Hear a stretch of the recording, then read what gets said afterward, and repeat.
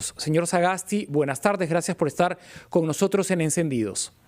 Buenas tardes, muchas gracias por la invitación. Bien, yo creo que ha sido un discurso bastante razonable, bastante centrado, un discurso relativamente corto en comparación sobre todo con la maratónica exposición del ex primer ministro designado. Y lo que ha hecho también es responde al mandato que tiene la Constitución, que se trata de exponer la política general del gobierno. Ha cubierto varios temas, que todos ellos son de importancia, ha dado algunos detalles, ha puesto énfasis, en fin, creemos que es un discurso razonable.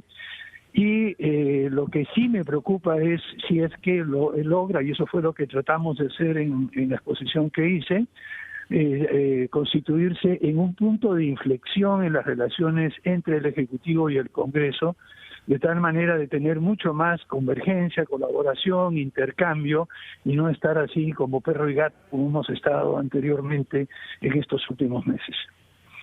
Congresista Sagasti, muchos opinan que por más que se den medidas para reactivar nuestra economía, si es que no se contiene al nuevo coronavirus, no va a haber reactivación, porque las personas van a seguir enfermándose, los contagios van a continuar y esperemos que no sea al ritmo en el que ya está, que hemos llegado a un 30%.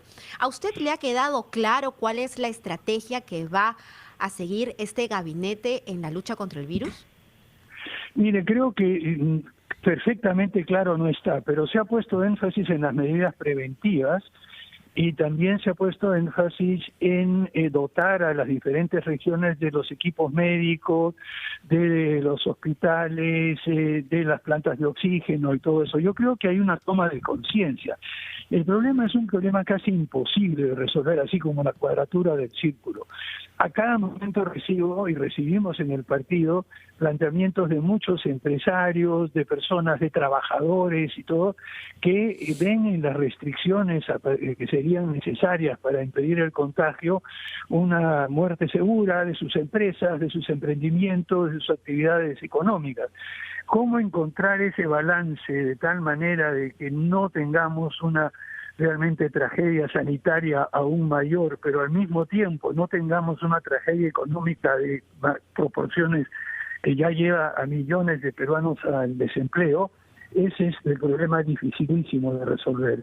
Y creo que no hay una solución perfecta y lo que se trata es, en primer lugar, de extender la atención primaria, de buscar la manera de tener ese famoso o reducir el tamaño de la R de parámetro de contagios, pero al mismo tiempo dejar espacio para que pueda reactivarse la economía.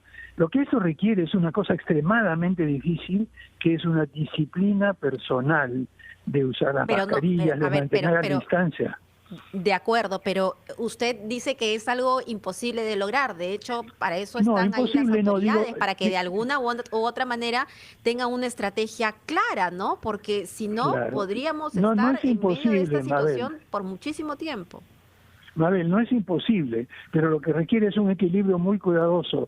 Por un lado, extremar las medidas de protección, cuarentenas focalizadas, mantener la distancia y la disciplina, y por otro lado, cuando se llega a cierto punto, abrir la economía, y luego es como poco a poco ir viendo cómo se encuentra el punto de equilibrio entre la apertura de la economía por un lado y por otro lado la prevención de los contagios, y ese punto va a ser diferente y las medidas van a ser diferentes en distintas regiones de nuestro país. Yo me imagino estar en este momento en los zapatos de un director de hospital o de un director regional de salud o de la misma ministra, y al mismo tiempo trato de ponerme en los zapatos del ministro de Turismo o de la ministra de Producción o la ministra de Economía, y trato de ver cómo equilibrar eso, y es un tema muy difícil. Habrá que ir probando poco a poco la manera de hacerlo más razonablemente. Y cuando escucho a personas que están en los establecimientos de salud o a personas que están en el lado económico, los argumentos que dan los dos son bastante razonables y pareciera que no hay una salida fácil. No es imposible y lo vamos a hacer, pero va a tomar prueba y error, mucho tiempo y mucha determinación. Señor Sagasti, ¿será posible, ¿no? En lo que queda de tiempo, que es muy corto, ¿no?, que el Congreso le entregue a la ciudadanía esa sensación de trabajar en armonía con el Ejecutivo y tendiendo puentes, teniendo en cuenta que la prioridad es salvar vidas ahora y dejar de un lado los intereses que entendemos existen, ¿no?, económicos, partidarios, académicos, pero la prioridad en lo que queda de tiempo, que insisto, es cortísimo, ¿podrá ponerse de acuerdo el Congreso? Mire, no es solo el Congreso, es por parte del Ejecutivo. En mi presentación yo traté de mostrar cómo el Ejecutivo durante meses básicamente ha estado un poco receloso y como guardándose, y en vez de venir al Congreso, dialogar, plantear puntos de vista, escuchar lo que el Congreso dice, ha estado esperando que se plantee un proyecto de ley y luego, o que se apruebe una ley, y luego decir, no es conveniente, en fin. Yo creo que lo que se requiere es una actitud un poco más proactiva, en primer lugar del Ejecutivo, y una actitud más receptiva y proactiva también por parte del Congreso. Si no Congresista, hacemos eso, precisamente sí. en su intervención usted dijo, no usemos nuestros escaños para la campaña electoral. ¿A quién o quiénes se refería? No me refiero a nadie en particular, yo nunca me refiero a ningún otro congresista, Mabel, usted sabe. Lo que a mí me interesa es el concepto general y la idea base. Ya dirán, y para eso pero da a los entender que sí hay opinólogos, grupos de políticos en el Congreso que sí están utilizando su escaño eso, para una campaña electoral. Eso lo dejo a la interpretación de ustedes, señores periodistas, que esa es su tarea. Gracias, señor Sagasti. Hasta cualquier momento vamos a hacer una pausa y regresamos con más incidencias de esta transmisión especial de RPP, La Voz del Perú, Voto de Confianza.